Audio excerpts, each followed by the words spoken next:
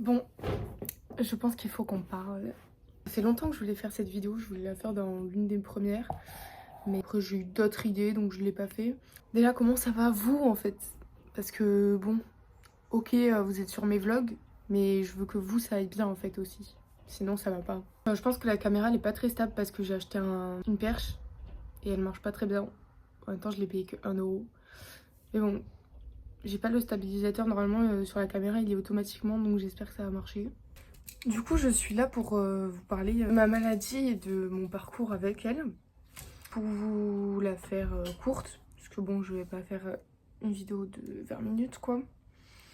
En gros, ça a commencé au début que j'ai eu mes règles en fait. Dès que j'ai été réglée, j'ai commencé à avoir des douleurs dans le ventre qui me prenaient, mais genre comme si on me plantait un couteau dans le ventre. Et je suis allée voir le médecin traitant qui me disait que c'était normal, que tout le monde avait ça quand... Enfin, toutes les femmes avaient ça quand elles avaient leurs règles.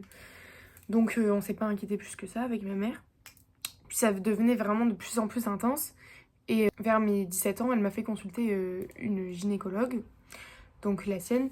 Donc j'y vais, tout ça, et je voulais pas qu'elle m'ausculte parce que bah, ça me faisait mal en fait en bas. Et parce que du coup, quand je mettais des tampons et tout ça, ça me faisait mal. Et je voulais pas en fait.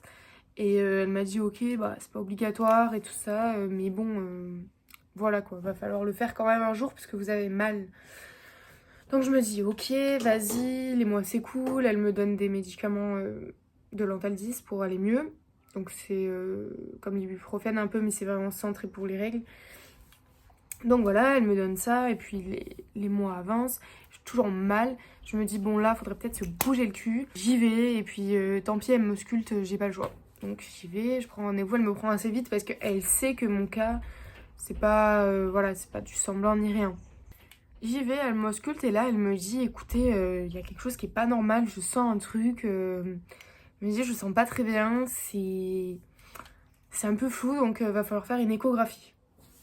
Ok, moi je me dis échographie, j'avais des problèmes de thyroïde avant, j'en ai déjà fait, je sais ce que c'est, nickel. Je prends rendez-vous, j'y vais confiante, je me dis ok nickel. Bon, il y avait des instructions à respecter, genre fallait pas aller faire pipi avant et tout, fallait avoir beaucoup d'eau, parce que du coup, comme ça éclaircit la vessie et ils arrivaient à tout voir. Parce que du coup, oui, c'était pour les ovaires, moi. Donc je vais à l'échographie et je tombe sur une femme étrangère, donc qui parle espagnol, qui ne parle pas français. Enfin, elle parlait français, mais c'était très compliqué. Donc j'essaye de lui faire comprendre que c'est pas ma première échographie, que je stresse pas trop, mais que bon, voilà, faut y aller doucement. Donc je lui explique tout ça, elle me dit ok, on y va, elle me passe l'échographe sur le ventre, tout va bien, elle voit rien en fait parce que même si j'ai envie de faire pipi, c'est pas assez envie de faire pipi. Donc elle me dit on va la faire en pelvienne. Moi je me dis mais c'est quoi la pelvienne? Je comprends pas trop. Je me dis bon ok. Elle me dit bah enlevez votre culotte. J'arrête, je vais mais comment ça chef? Donc en fait en pelvienne c'est on vous rentre le matériel pour faire l'échographie, en fait, voilà.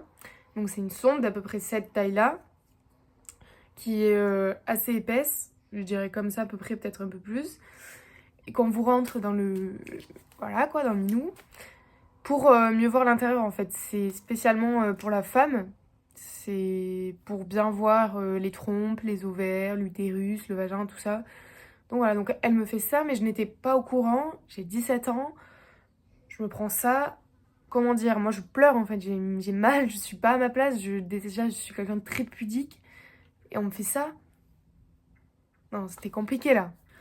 Et du coup vient le moment où ma gynéco prend la décision de demander une opération en fait, une célioscopie. Donc elle m'envoie à Toulouse vers une clinique privée, la clinique Pasteur, que je remercie, qui va me mettre en contact avec une chirurgienne qui est spécialisée dans l'endométriose. Parce que là-bas, en fait, tout simplement, ils ont un institut du cancer, du sein et de la femme. Donc, ils sont très spécialisés dans ça. Chose qu'on n'a pas beaucoup vers chez nous. Là, il y a un centre qui vient d'ouvrir, mais c'est pas non plus trop ça. Donc voilà, elle m'envoie vers cette chirurgienne que je vois 2-3 fois avant d'avoir eu les réponses, en fait. Donc elle me dit, pareil, elle me dit comme les médecins, en fait, qu'on peut pas m'opérer, que je suis trop jeune, qu'il y a des risques pour l'infertilité, tout ça. Donc elle me fait faire des tests. Et en fait, je suis déjà infertile. Elle pense que c'est à cause de la pilule que je prends parce que je suis en pilule continue. Je n'ai plus mes règles, c'est fini depuis au moins 3 ans. Parce que bah, c'est ça qui me déclenche les douleurs, tout ça, donc voilà. Elle pense que c'est à cause de la pilule, mais on peut pas en être sûr, donc je fais des tests et je suis infertile. Donc elle se dit, bon, t'es déjà infertile, on peut pas faire plus que ça. J'étais infertile à 99%. Donc elle me dit, ok, j'envoie votre dossier à la commission et vous aurez une réponse bientôt. Mon dossier passe en commission, donc en fait c'est les chirurgiens de l'hôpital qui se réunissent, enfin peut-être pas tous mais bon, une grande majorité, qui étudient les dossiers des patients, donc ils disent bah, telle personne, oui, non, pourquoi, on attend un peu.